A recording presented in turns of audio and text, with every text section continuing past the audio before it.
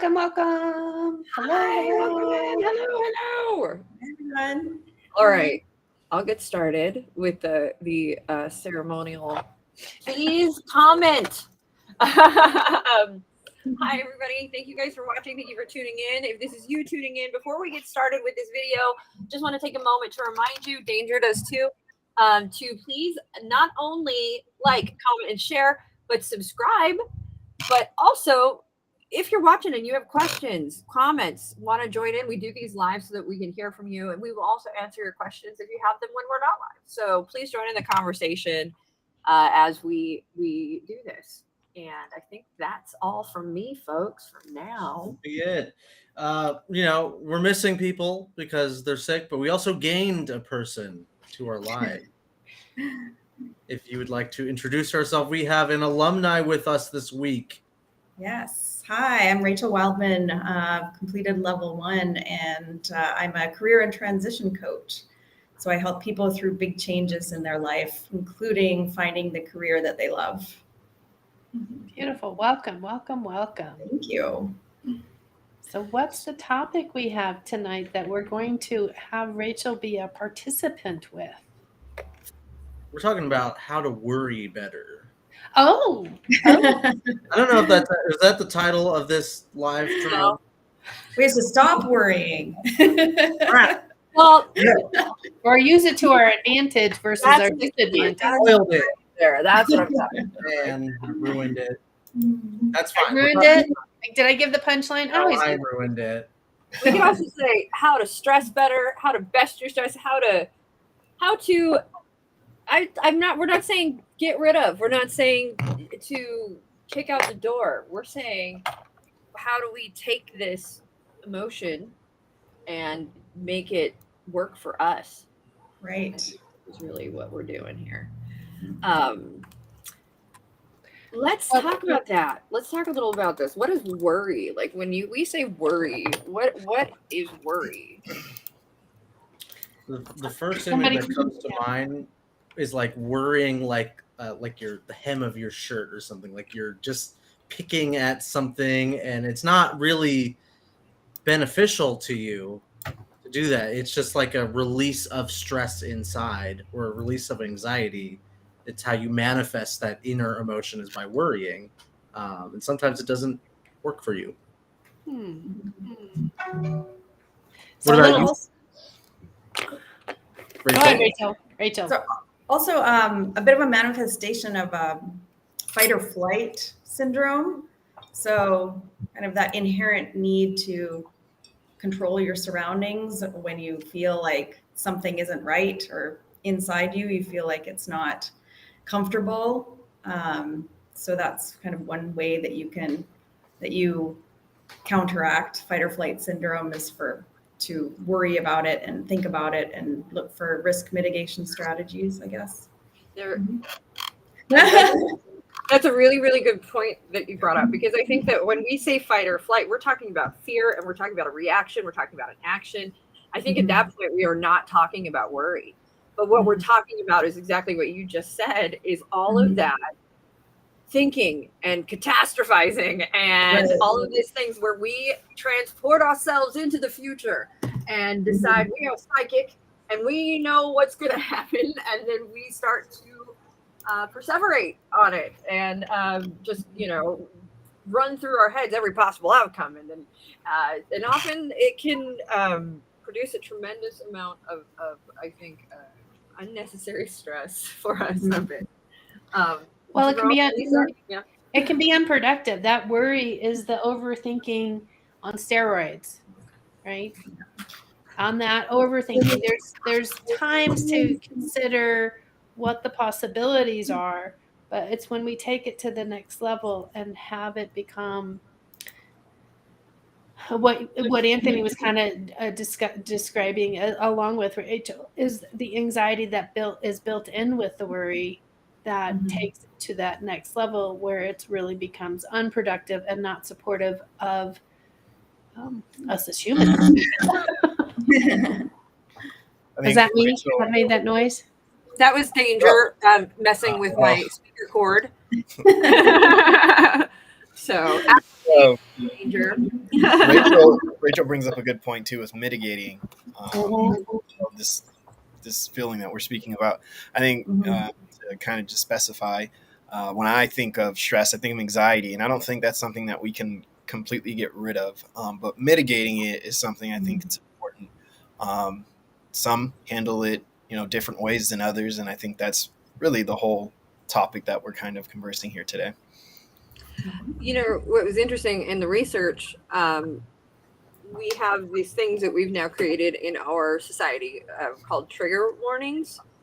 And they actually did studies where they issued trigger warnings to a group of people, and before a situation that they knew was going to be, they were going to produce a stressful situation, and they issued the trigger warning, and all these people had the same trauma. And then they did it to a group where they did not issue the trigger warnings, and they then just induced or talked about what could cause trauma with them. And the groups that were given trigger warnings experienced exponentially higher rates of anxiety and they so much more were they incapable of handling the following conversation than the ones who were given no warning and were just sort of thrown into it. What does that say to you guys? I'm curious. Overthinking major. I think it's just, Go ahead, Rachel. I think that's how you're framing the conversation to come, right? Is you're saying, warning, it's going to be scary, be careful, and then that heightens people's stress and worry. I think not only does it say warning, this is going to be stressful, but warning, this is going to be stressful, and you may not be able to handle it. You might have some negative emotions, and we know that negative emotions are going to affect you negatively. And that's not good or healthy or great for you. And that's sort of what we're saying. And so then oh God, I'm going in, I've got to go through something I don't want to go through. And I shouldn't have to go through. And it creates all this stress and anxiety. I have a really recent experience. Monday, I had jury duty, and I'd never done jury duty, but this was a criminal case that they were choosing jurors from. And what you just described, Brooke, is kind of what they did. They gave you trigger warnings. And everybody had triggers. Everybody, and I'm using that everybody loosely. There was a huge proportion of the individuals there. Now, I didn't actually count them. I would say 100 people, maybe 70 people were there. And people left and right were dropping like flies because of the different triggers that were going on in the experience of becoming whether or not the lawyer was going to accept you as a juror. It was an eye-opening experience. I'm like, no wonder lawyers have it. It's kind of interesting because that was an example of the lawyer probably using worrying and anxiety and stress to filter out and find people they wanted to work for them. Yeah, which is messed up. That is emotional manipulation, right? Yeah, but here's where I was gonna. Here's the. They didn't warn you beforehand. You will be emotionally manipulated. So here's the jump I'm gonna make to coaching now, and maybe just marketing in general. You got to filter your clients somehow. So maybe inducing some stress in them. If you're trying to look for a specific kind of person to work with. Induce a little stress. Maybe filter out your client. my goodness. You are such the crunch. Rachel, now you can kind of see what job I do at CLCI. There is some interesting things. So, when you bring that up, that does make me think about some things that, I could imagine. I know us as coaches, in many ways, what we will do is talk things through with people. Right? We will give a space for them to process the worry. Right. Right. And my first red flag goes up. Well, is this actually dangerous for us to do? Because now we're creating, or I know what the big or is, but my first that's where I first go with it is that, oh no, if I'm worrying and stressing, and I've got a client who's coming in, or that they're worrying and stressing, and they're coming in and they're sharing all of these, but what we teach is that's the rabbit hole. Right? That is that don't let your clients go down that rabbit hole. And that's actually very good to have a coach there, because the coach can hopefully keep you from getting lost in that just spiral, right? Right. Mhm. Right. Well, it might be good to set the expectations even before coaching someone. What if you're in that space of like maybe you're dealing with somebody who is working through anxiety or worries about the future? I'm sure, Rachel, you're a career and transition coach. A lot of people come to you worried about their future. Right. Is it your job as a coach, though, to alleviate the worry for them? Mm-hmm. How Yes. so? Well, How do you do that, though? well, I mean, I think when I'm coaching, I'm trying to focus on things that they actually can control. So that any kind of action items that they can do. So trying to bring them back, stop them from ruminating. And I feel like sometimes when people start worrying, then they add on. So they'll go on tangents and they'll add on different things and they'll worry about this and this and this and this and this. And I'll try and bring them back to, okay, where do we want to focus today?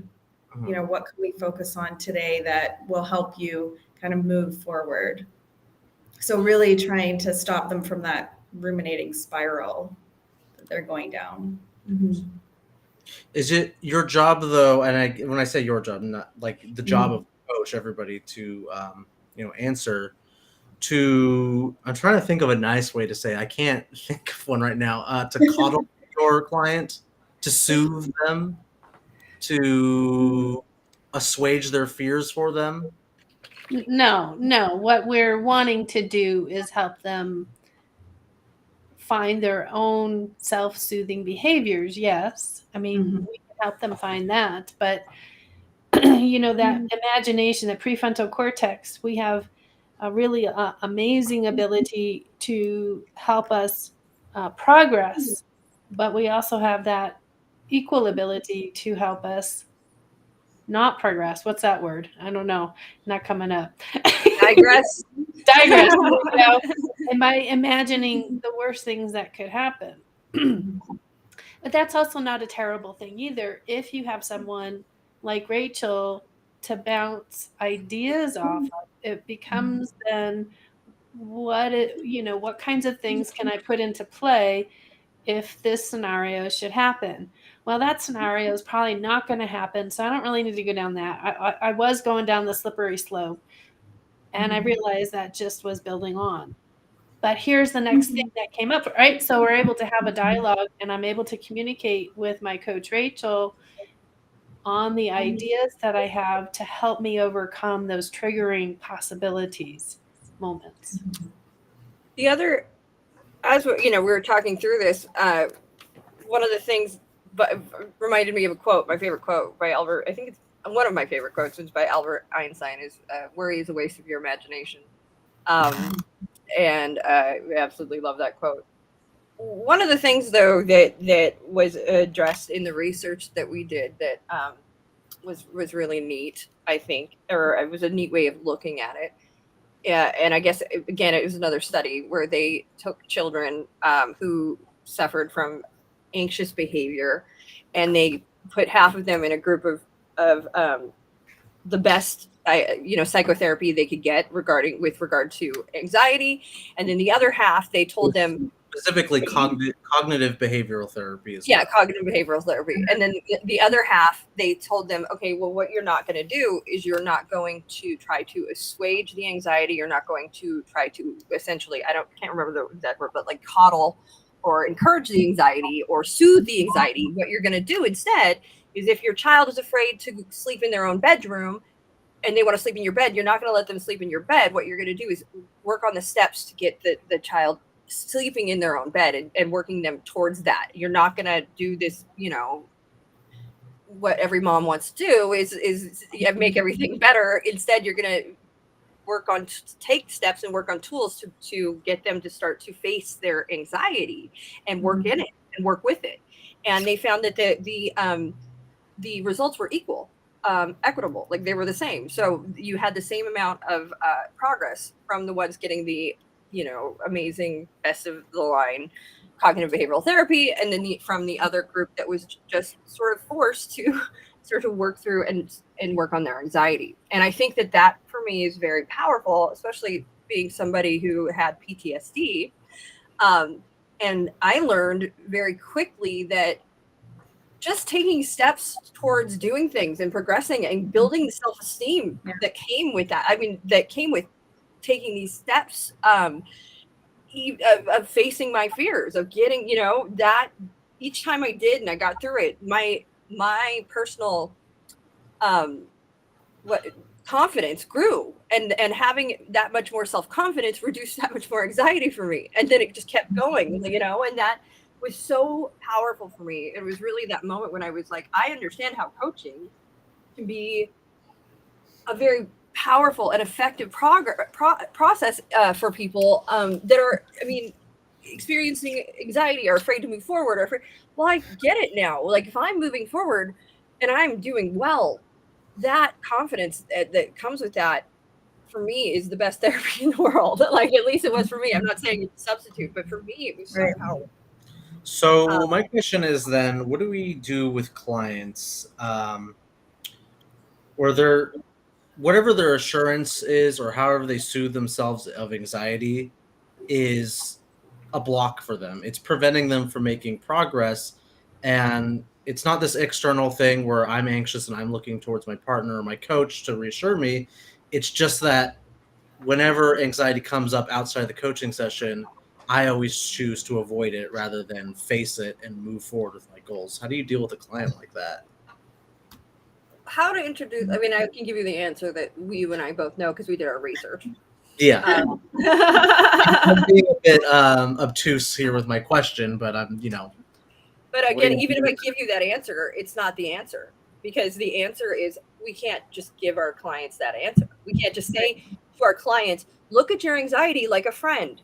Look at your anxiety like a tool, so that when you experience, instead of being scared of it, instead of running from it or fleeing or fighting it or hiding from it, it's flee, fight, fawn, or there's actually four, where freeze. Instead of doing those four things, look at it like, oh, I see you. You're here. You're trying to serve a purpose for me. What is this purpose? What are you communicating? And so instead of being afraid of our anxiety, but embracing it. But you can't say that to it. I can't tell my client to do that.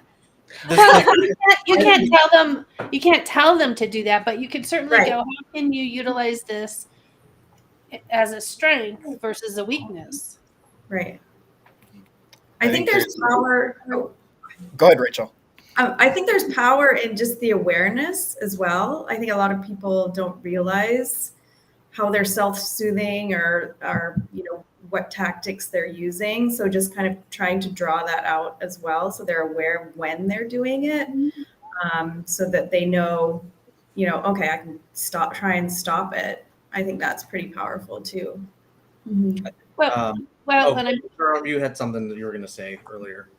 Yeah, I was just going to say I would say there's an opportunity that may arise in your coaching session where you can ask your client about something that they may be anxious about or stressing about, to kind of role play and imagine what on the other side of that scenario, had they taken certain steps, what would come out of that. So pretty much them kind of imagining whether or not essentially it's worth them stressing about. So they have all of the end results laid out in front of them. And then once that's kind of, presented to them, they can eventually say to themselves, what's the point of me stressing when this, and this are like the only outcomes that could potentially happen? And to me, those don't seem as scary as I thought that they initially would be when you can speak them out loud. That can help, I would say. Mm-hmm. So sometimes I'll ask, depending on what we're talking about, how has this helped you, having those thoughts and having that, and they go, well, it doesn't. But then I challenge that space of, well, there has to be somewhere along the line that it's helped you, because you're still using it. If you could think back, and I know this is a tap back, this is not a live back. If you think back to through your life, when has it helped you? And then they always come up with something. And so then we bring it forward. How today can that be supportive? You know, again, it's turning that what they're feeling is a weakness or a limiting belief or a stop, empowering it in a space of a place that they are recognizing that they have that mobility to make those changes, whatever that is. I just grab them, I slap them around a little, and I tell them to toughen up. That might work for some clients and not for others. That's the filtering I was talking about earlier. Right. So I've got a question then. I'm thinking about, it'd be really easy for us coaches, for our clients just to tell us, hey, I'm worried about this thing. Let's talk about it. Or I'm anxious about this. Let's talk about it. That'd make our job so much easier if they were just upfront about it. But a lot of the times, worry, anxiety, stress are not verbalized. So how can you as a coach tell that your client is stressed or worried or anxious? What are some of the cues that a coach should look out for? Well, before we even get there, can we talk about why it is that, like, it may not, our clients may not just come in and be like forthright with that, like, well, I'm scared, well, I'm anxious, well, I'm why in the first place are they not sharing that with us? Because they're scared of what you think as a coach.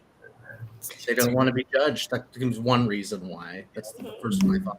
You know, I'm thinking of the times that I've been jumbled. You know, I have so many thoughts and so many the unpacking needs to happen before I can even put a label on it. I may not know what I'm exactly feeling. Sometimes. Oh no, Lisa, I didn't mean to interrupt you. Yeah.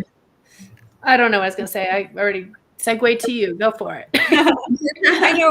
I know for me, there's been times I've experienced shame. Like I've been like, man, I should have it all figured out. I shouldn't be scared. I shouldn't be, especially when it comes to having, like, I had shame. I had shame around being anxious. Yeah. I had shame around being afraid, because here I am, a grown woman, and I shouldn't be scared to leave my house. I shouldn't be scared to go do things. I shouldn't be scared to take the steps. I should have shitting myself, right? Should have the tools I need. I should know how to do this. I should know.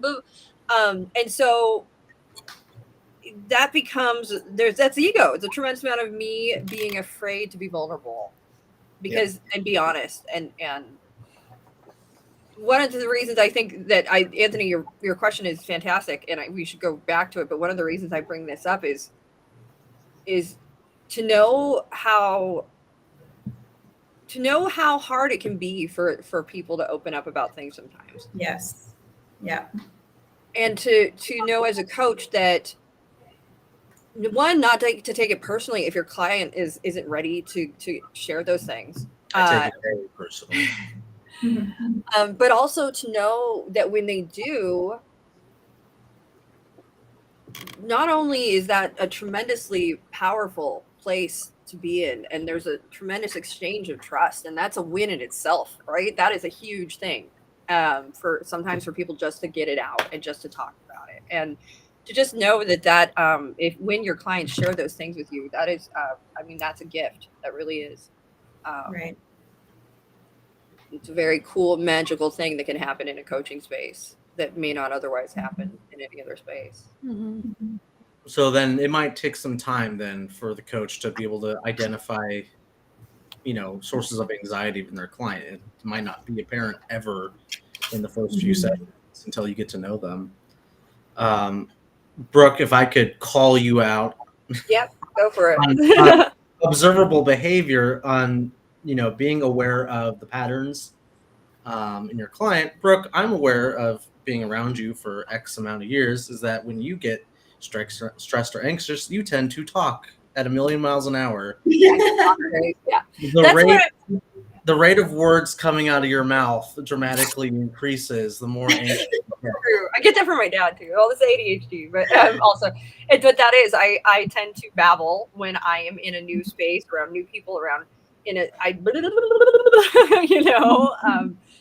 so very true. I'm quieter when I calm down and I'm comfortable. Like that's, I'm comfortable when I'm quiet. So then, I guess for our viewers, then how would you as a coach bring up that observation and maybe inquire further about the behavior you're seeing in terms of Brooke talking? You may or may not bring it up. It depends in the moment on how it's going to best serve the client. So I was called out on it before. I've had a coach. It was Dan. Dan full blown called me out on it. How did he bring it up then? He said to me, can I share an observation? I'm noticing that you are talking really fast and you seem like it's all up here. I feel like you're running through everything up here. You're in your head. You're not, and it just feels like you're racing, pretty much is what he said. And so then by doing that, I was like, I am. And it forced me to sort of take breath, and take a moment and sort of bring it down and like tap into what I really wanted to talk about, what I really wanted to work on, what really mattered. And it was a cool moment where it was a great moment where he sort of checked my energy, and just checked in with me and allowed me to sort of where to guide it and where to take it from there and how to handle it. And then also he brought an awareness around it that I carried with me in other situations where I was able to sort of go, oh, look at me right now. This is what I'm like when I'm in my head. This is what I'm like when I am nervous, when I'm anxious, when I'm spinning my wheels. And that awareness is something that I carried with me. Absolutely. Just by him saying that, it wasn't just in the coaching session that it mattered. It's something that I actually wrote down afterwards on a chalkboard sort of type thing. It wasn't a chalkboard. It was not plexi. They're made out of plexi. Whiteboard. Thank you. I wrote down on a whiteboard as a reminder, like notice when you're racing, notice these things. Don't pause, take a deep breath and think things through. And it became just from that, bringing it up with me became sort of a life lesson for me. So powerful moment in coaching that wasn't even around what we were coaching on for me. Yeah. There you go. Rachel, how do you notice, I guess, the symptoms of anxiety in a coaching session? Yeah, I mean, I've seen when I'm on video with people, I do see a lot of tells, like a lot of kind of Touching their face. Yeah, nervous, like that. And I hear a lot of deep sighs sometimes, like, or they say, I don't know, a lot. And so I'll try and dig into that a little bit, like, oh, that was a big sigh. What was behind that sigh? I feel like we're struggling a little bit here. What else could we do, or what else could we dig into, and just try and spread it out a little bit, spread out the stress a little bit. And again, I go back to awareness I think is really important. So like Brooke said, she's aware of, when she, is talking really quickly, that's a tell for her that she's anxious, right? And so when I make people or help people become aware of their tells, then they can self-regulate and so this kind of gets to what I'm seeing a lot in the readings and the podcast videos that we're watching around the subject, is that anxiety and stress is a diagnostic tool. It's essentially the same as if you see the check engine light pop up on your car. Right. You don't put a piece of Post-it note over it and try to look away from it, avoid it. Now, I've done that before with my car before, and has led to very bad results. So I don't do that anymore. And when I see the diagnostic pop up, I know what it means, and it means I got to investigate further, and I got to figure out what the problem and solution is to this. Brooke? That being said, if we're taking that analogy, I had a 2000 car. Actually, Lisa Bryan is the car that Brian gave to me when I was in between cars to drive. And he had two little zombie stickers that were on it came like this. They were on the thing. And I didn't know what they were there for, but one day I moved them, and because the check engine and the check oil light were on like all the time in the car, and he just hit it with the little zombie stickers. It worked. Okay. It worked to get me through smog, which was awesome. Oh, funny. But the car ran fine. It worked. I mean, it's still running to this day, I imagine. And Brooke, you're ruining my analogy. I know I am, but it's not. It's not. It's going to take it one step further. Okay. Just remember, as a coach, there might be times when we see that check engine light on, and we might bring it up, and the client might brush it away. The client might go, "No, you're wrong." The client might go, "No, that's not." The client might be, "Okay, we're not going there." And you might get that strong pushback. And that's them just putting the zombie sticker over it, right? Because they're not ready to go there, and we just got to be okay, or we can put the zombie sticker over it so that we can continue and stay in that client's space. And then that, if that's where there are moments when we can give them that little bit of tough love, right? But or pushback. But if they're really truly not ready to go there, as Lisa would say, don't poke the bear. And so that we might see blinking check engine lights, but it might not be the right time for us to say, "Hey, your check engine light's on." Well, and the other thing that we're not doing as well is diagnosing. While we use the word diagnostic just to relate to the car more specifically, just be aware we're not telling the client either. We noticed that there was a light on. Can you share with me about the light? And some yeah. To continue, if we would send them with the analogy, we'd send them to a mechanic. We'd take the car to a mechanic, right? I wouldn't fix the car. I would take the car to a mechanic. So it's the same situation where we're not diagnosing, we're bringing it up. And then if it is something that needs a therapist or a mechanic, we would hope that they would take it. We're starting to extend the metaphor a little bit further and further. Metaphors, tools often used in coaching as well. Sometimes they're more harmful than they are useful. So that is again one of those things, and so that's an interesting thing when we say that. When we say we don't want to, we have a client that is not ready to go there. I guess for me as a coach, I think I will make the observation, and if they're not ready, I will be okay with it as long as I've made the observation, right? But I probably would still ask about the light, and then let them decide what they want to do with it. Yeah. Well, They're still going to think about that light, though. At some point, when they're ready, because you provided that safe space to let them process as they needed to process, they'll bring it back up again.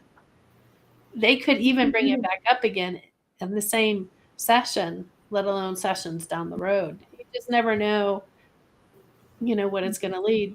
I'm thinking of someone that I coached here where that's what happened in the beginning of that session. No. And then by the time we were at the end of the session, he had shared everything that he said no about. So providing that safe space for their integration of who they are and what they want to be opens that door automatically. Yeah. I have an example as well. Thinking back to client, it was like one of maybe the first one or two clients I had working here. She wanted to transition her business from I can't remember if it was it was some sort of hairdresser, salon, nails. It's in that sort of area, and it was a business she had was making her a lot of money. She wanted to go transition into coaching, and part of her anxiety was what would her family think and do about that, and that was a cause of anxiety. And one of the questions I asked was, is this preventing you from the goals that you've set for in this session, what you want to do?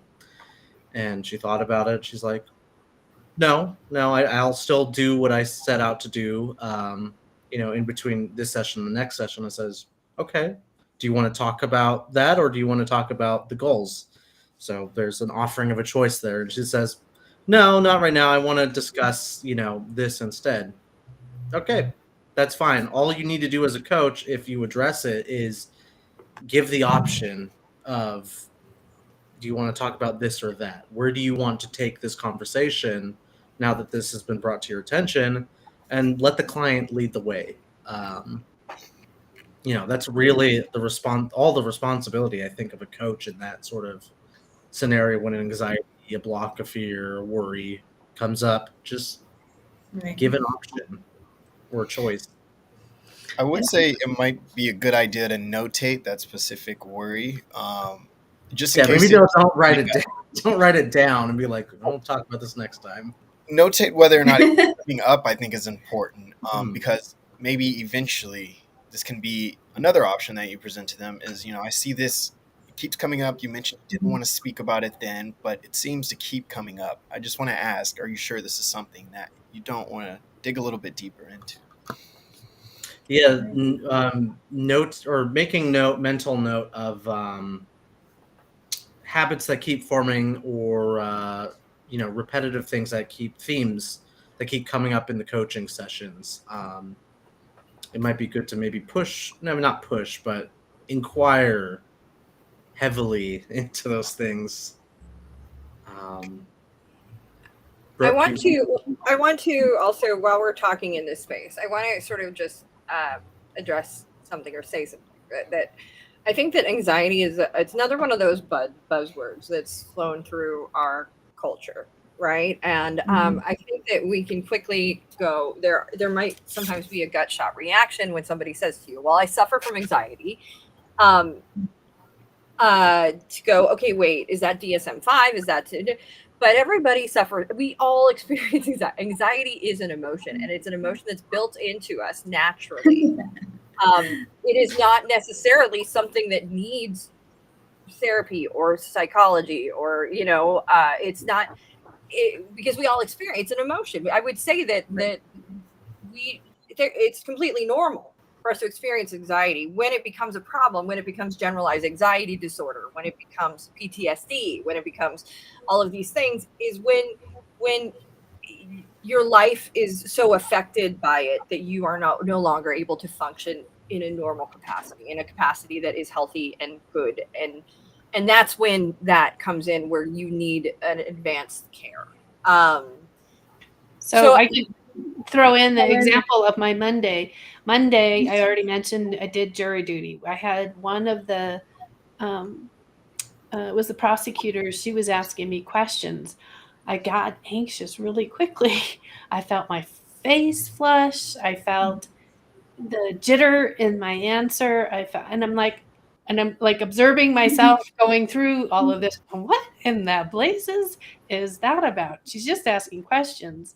So the overthinking in the process of answering and feeling all of those things, that didn't need anybody else, but being able to share, like I shared with Brooke, being able to share it with someone and just having a conversation around it, and discover for me what that meant, if anything. And it was just the room. It was an emotional room, interestingly enough.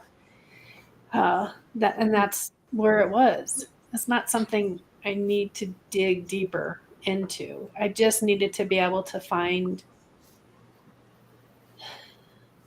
the ability to have depth with it, but not have to go deep with it, if that makes sense. So coaching hat totally off.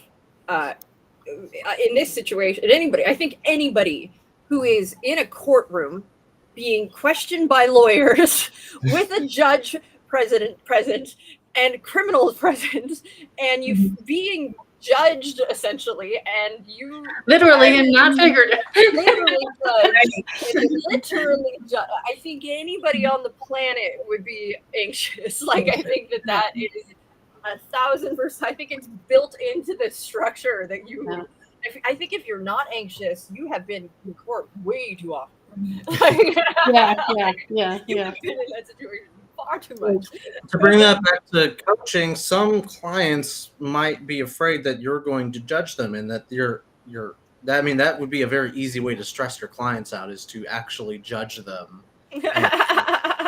Maybe a stake in their responses and in their decisions, which is what we don't do as coaches, in case our audience wasn't aware So, of yeah. that.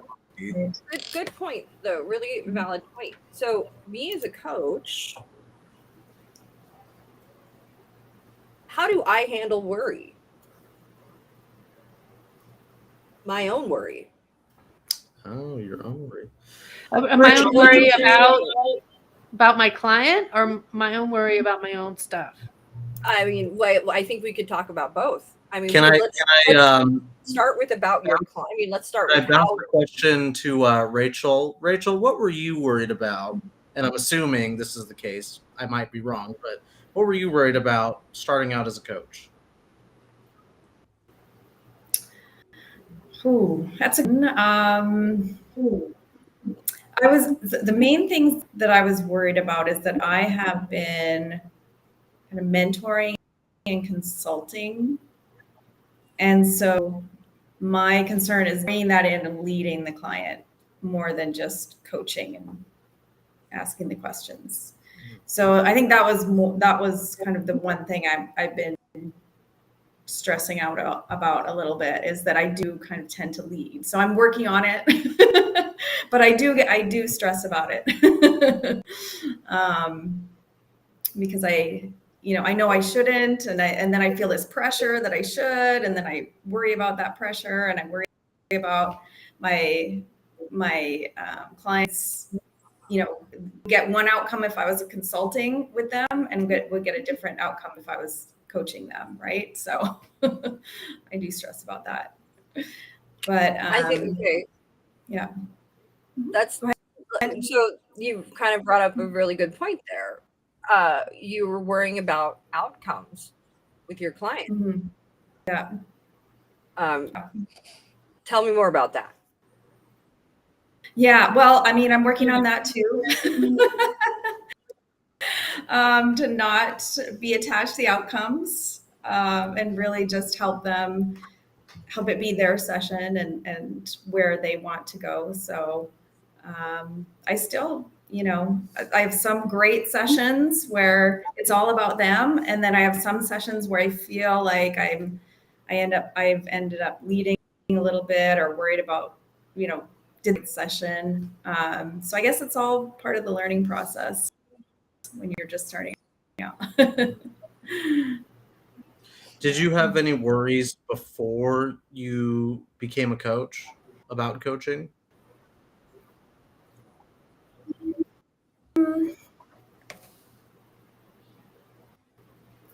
I'm not sure that I did. I think I've always wanted to do, or not always to do, but I didn't have the coach. It's something I've always wanted to do. I've been in human resources for like over 15 years. And it was always a part of the job that I really wanted to do, but was never allowed to do because, we ended up doing COVID plans and paperwork and, business not being able to help the employees. So I knew it was something that I've always, wanted to do. So I didn't really have any of these going in that this was the right path, I guess. I don't want to. So when you're thinking about what you're doing, Rachel, and knowing the difference of who you are and what is the piece that stands out to you as the concern?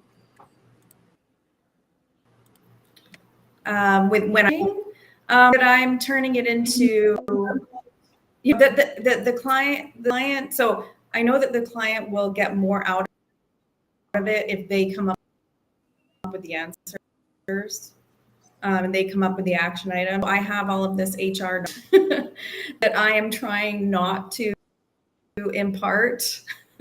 They can come up with the answers. And so it's I worry about how I'm coming across, and am I asking the right questions, and am I not leading or trying not to lead? Mm-hmm. Yeah. That might be one of the most common Worries. worries we see with our students is asking the right questions. Am I Mhm. asking the right questions? Right.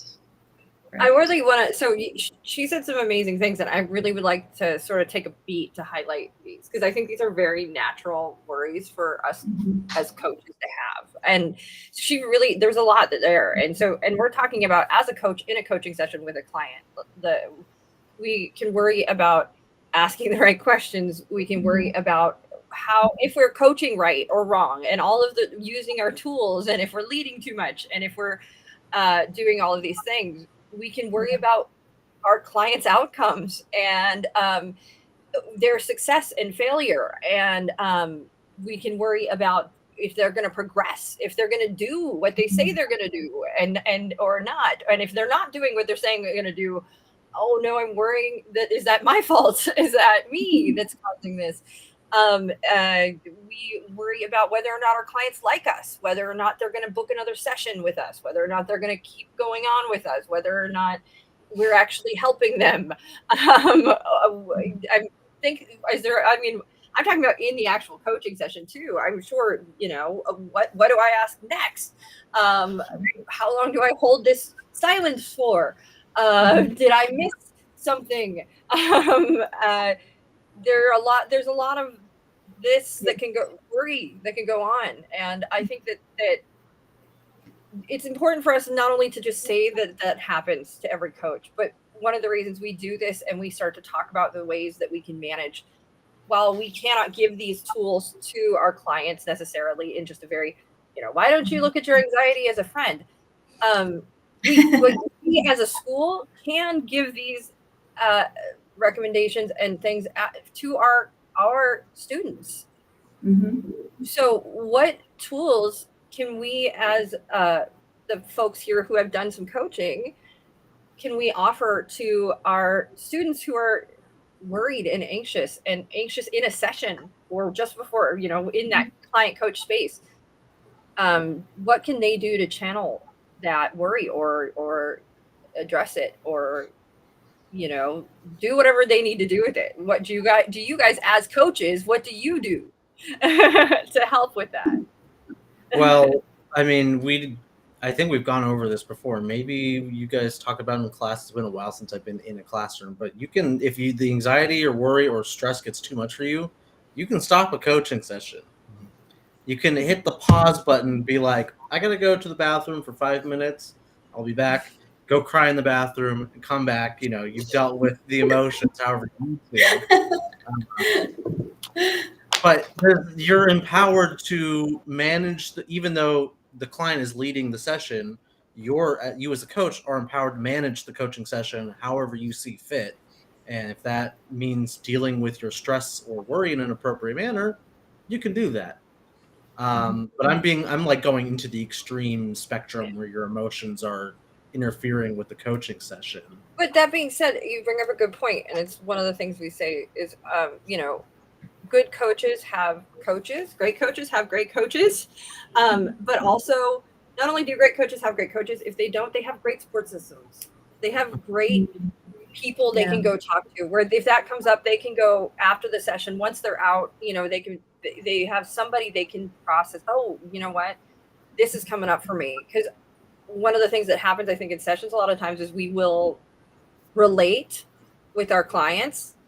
And sometimes that can be triggering for some coaches in some situations. And so having somebody to process this through, so you don't bring it with you, so you don't bring it home with you, so it doesn't become your stuff, is a very, very important point. So you can, instead of crying your eyes in the bathroom, you can maybe call somebody too and check in and just say, hey, I need a little, just get this off my chest so that I can move forward real quick, you know, or what have you. Yeah, I've Well, actually. if I had any, Go ahead, Lisa. if I it's usually my overthinking thoughts to slow down. I didn't really often have worry in the session. I would just jot things down in a piece of paper, because for me, once I got it out, I didn't have to think about it any longer. I don't have to think about that question that I think is perfect here, but the client is finding there's space in this and it's not appropriate for me to ask here. Or if it wasn't a worry, but it was a judgment. If I found I had a judgment, I could make little different symbols to get it outside of me so that I wasn't in that judgmental position. So I would use paper. For me, it's about paper and getting things out and jotting them down. And one of the things I notice I'm doing while I'm doing that, I'm also taking some deep breaths.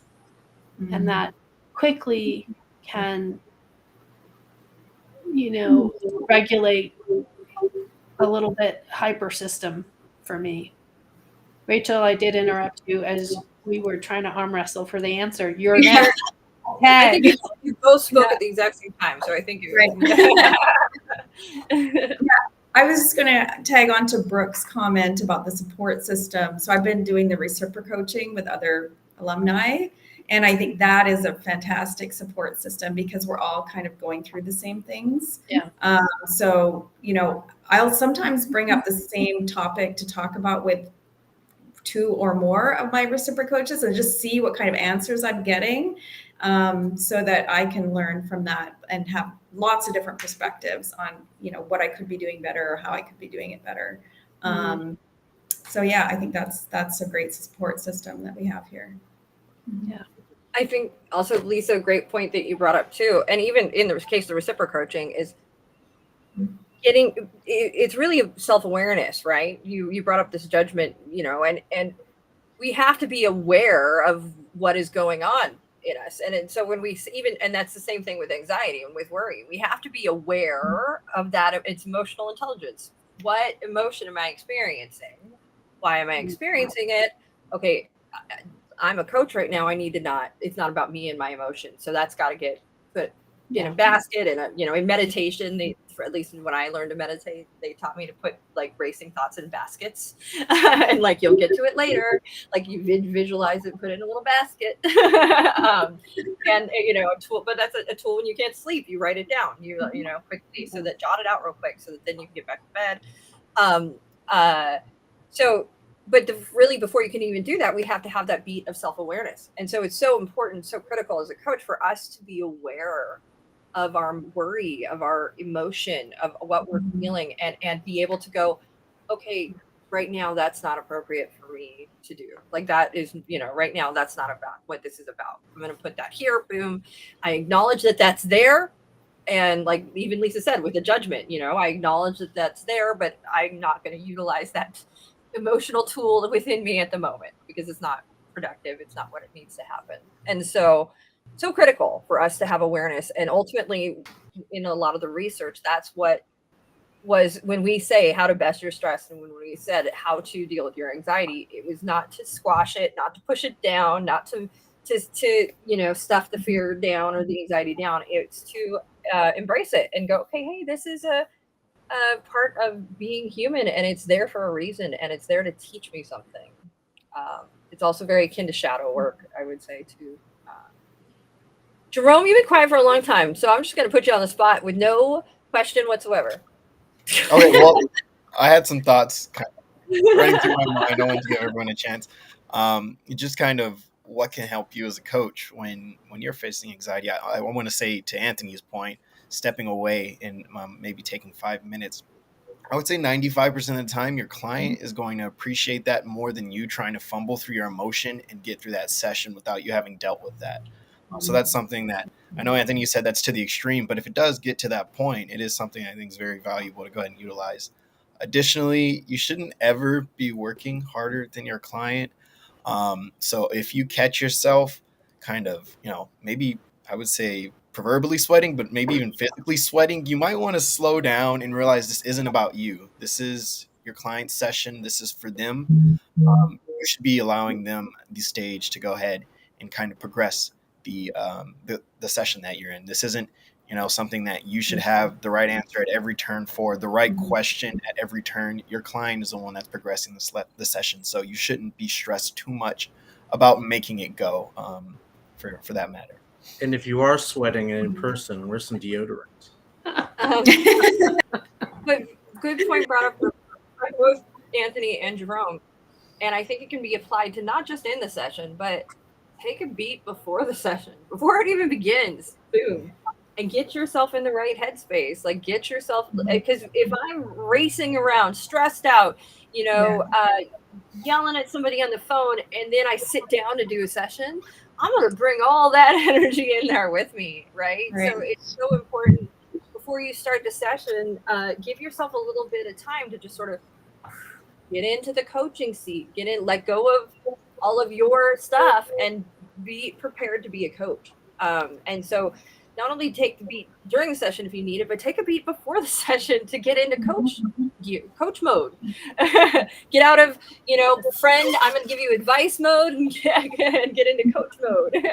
I would give myself, before getting started in coach mode, as it were, at least 30 minutes to 45 minutes to transition from my home life, my out there life, to the segue into coaching world life.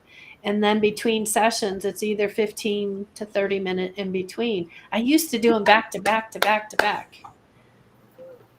Like, it's exhausting. It doesn't allow you to think too much about the client before, though. So that works. Like, you're not, or you're bringing it with you. Either. Your poor last client has to deal with all the previous clients. She's been put through the ringer.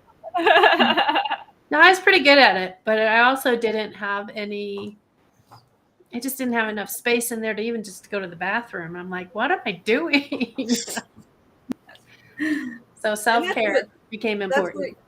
That's where those tools of, like, that you'll get when you search, how to beat anxiety, how to reduce anxiety. You're going to see a lot of tools that say sleep more, eat right, work out, self-care, and do all of these things. We as adult humans probably know. I mean, we should know. But we probably don't do. But we probably don't do this. But as a coach, it's very important that we do that for ourselves before we we have to nurture ourselves so that we can be in a good spot and they're in the right coach mode for our clients.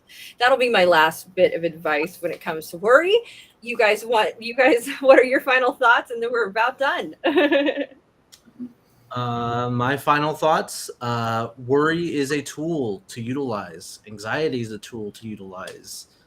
Use them to your best and fullest advantage as a coach, because they can show you, what directions to go.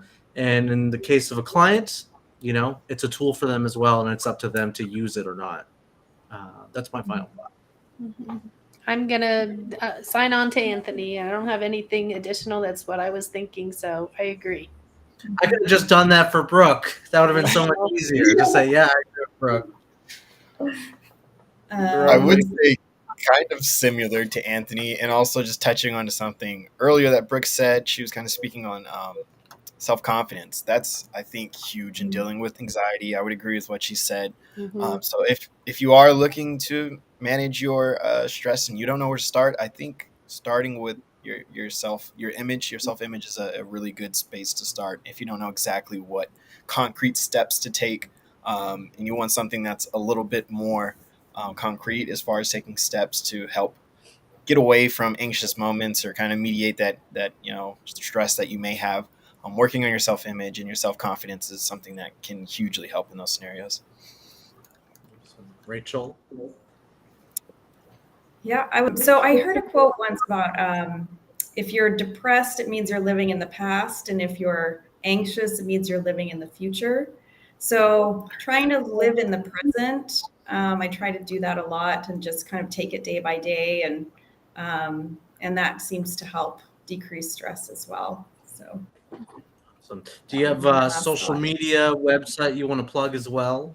We're going to wrap up. My website is coachrachelwildman.com. Thank you. Thank you for being here, Rachel. It was great to meet you and have you connect with us and share with us your wisdom in this experience. Thank you. Yes, it's been fun. Thanks, everyone. So that'll wrap up the last live of the entire year. Oh, yeah. My goodness. We'll see you in January. In the meantime, be sure to like, subscribe, comment, share this video, and tell all your friends about Certified Life Coach. to treat yourself to a nice Christmas gift. Coaching 101 and 102. Dangerous signing off as well. Dangerous says goodbye. Yeah. With a big thump. All All right. You guys See you later.